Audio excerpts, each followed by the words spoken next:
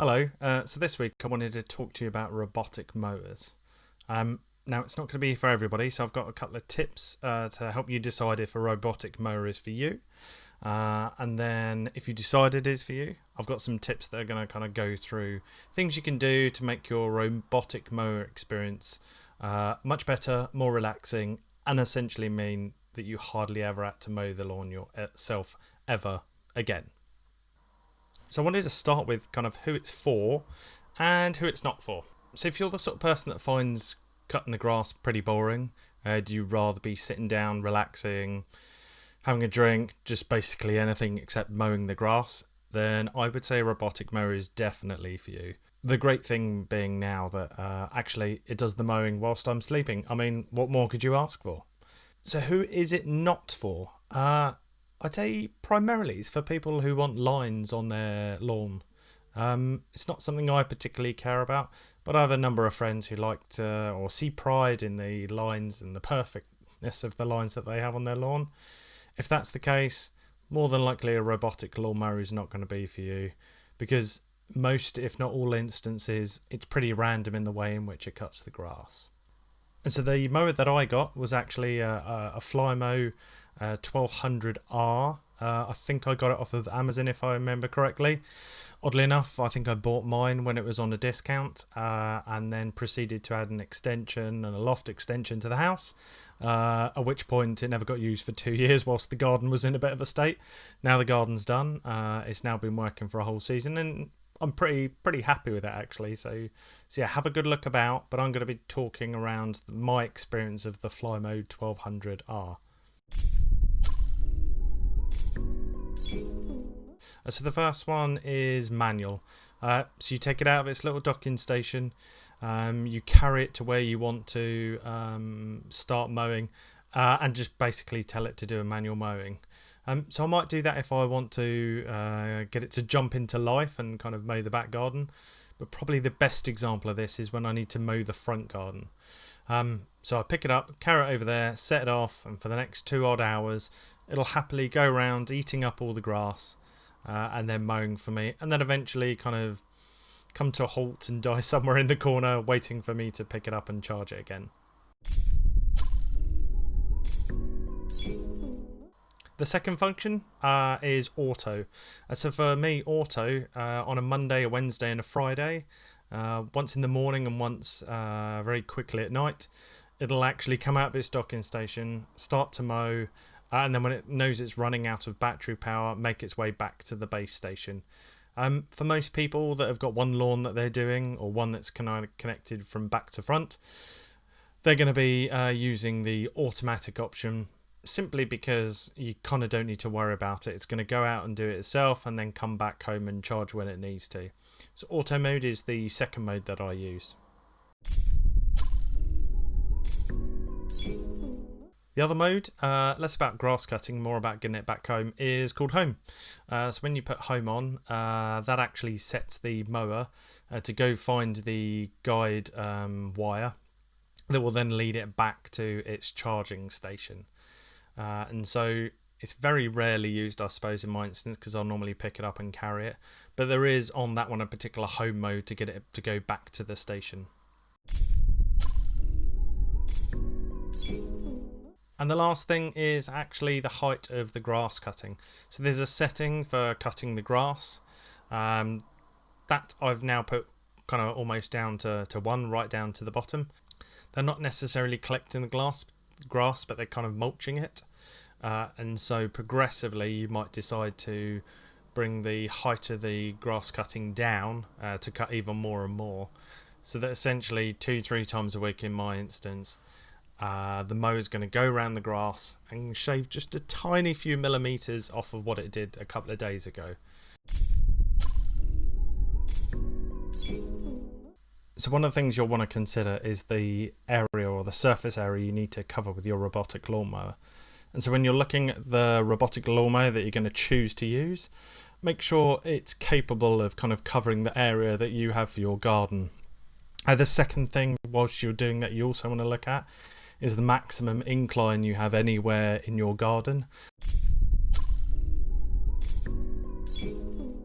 One of the things you really want to consider actually before deciding if a robotic lawnmower is for you is the kind of layout of your garden.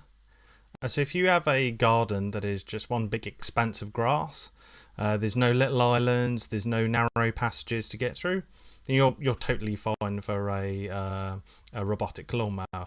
However, if you have little islands of grass surrounded by, for example, a flower bed or something similar, you need to think how A, you're going to get the wire to that particular area, and B, how is the mower going to get there. So when I looked at the Flymo 1200R, one of the things it kind of discussed was if you have two gardens but they're connected by a very thin piece of grass, that's okay. You can teach the robotic lawnmower to kind of go down that piece of grass. But if, like me, you have a separate front and back garden, kind of take into account that actually only one of those gardens is going to be automatically mowed, and the other one is going to need to be done manually, as it were. So have a think about the layout, and if you're a robotic lawnmower, how would you get to each of the sections of your garden? So the other thing you might want to think about when looking at a robotic lawnmower is what obstacles do you have in that garden, and by that I mean specifically kids, dogs, cats, that sort of thing. So with kids, at the end of the day, you'll have to go around the garden, tidy everything up, and remove it from the grass, especially if it's something like a small toy. Now, I've managed to teach my son that it's best to move those toys off the grass because the robot will eat them if they're not removed. But you might want to take that into account to see whether actually is there too much in my garden that could get run over, eaten, bumped into by the robotic lawnmower for it to work. And I guess the same would go for cats and dogs, especially if those dogs, for example, are leaving little treats around on the lawn. Is that something you want the robotic lawnmower to come and eat up and spread around the rest of the lawn? Probably not.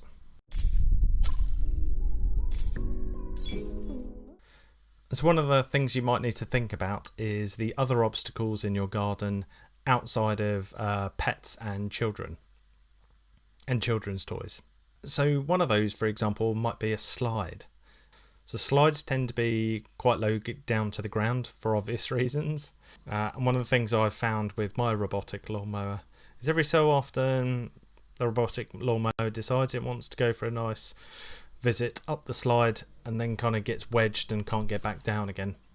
And so if you have a slide somewhere in your garden, I would suggest either putting a boundary wire around it so it can't go near there, or because we had to retrofit ours because our slide was put in after the boundary wire went down, you could construct a little fence around it, and so I have a trellis fence that goes around my slide.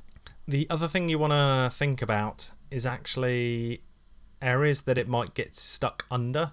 We have a little windy house, a little wooden house in the garden, and on a number of occasions the mowers got stuck underneath there. And so my recommendation with something like that is if you can, entirely block it off so it can never go under there.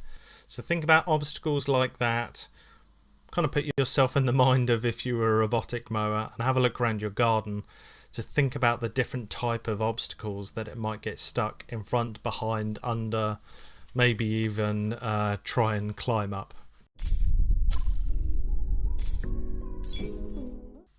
And so here's a bit of news for you, it's a bit of sad news.